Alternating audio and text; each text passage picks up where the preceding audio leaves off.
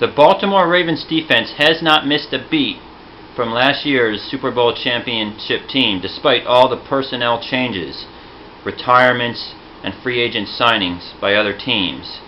They did get Elvis Dumervil from the Denver Broncos, but no one expected this defense to be as stout as it was last year, but they're proving everybody wrong. Ed Reed's return with the Texans was spoiled when he watched his Houston Texans go down 30-9 to the Baltimore Ravens and Joe Flacco.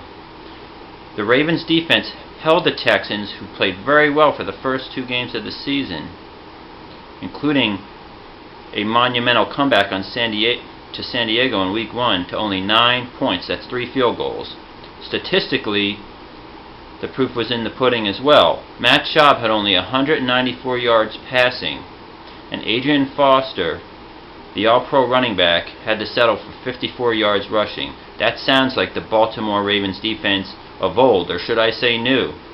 With Joe Flacco at the helm and Pierce backing up Ray Rice, who was out today, this team looks like it's on a trajectory to go for another Super Bowl run. Everybody has the Denver Broncos and Peyton Manning playing at MetLife Stadium in February, but don't count the defending champion Baltimore Ravens out just yet, as they made mincemeat of the Texans, who seem to always fall short in the end, but this time it's only the 3rd game of the season where they're showing holes. They almost lost to San Diego, as I mentioned.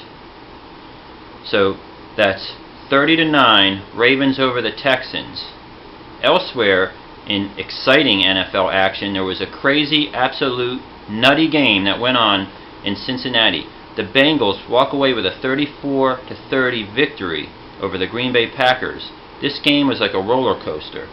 It started out with a 14-0 lead behind Andy Dalton, as with the home field advantage and 14 points, it looked like lights out for the Packers. However, the Packers score more than 30 unanswered points. They go up big in this game at around 16 or 17 point lead. Then back come the Bengals. They storm back late in the 4th quarter, take a 34-30 lead. So Aaron Rodgers gets the ball back in time for a 2-minute drill. He leads the Packers all the way down to the red zone. They face a 4th and 5 after failing on 3rd and 5, and the defense holds for the Bengals. So Cincinnati looks like they're the new team to beat. How could I say that when I was just talking about the Ravens?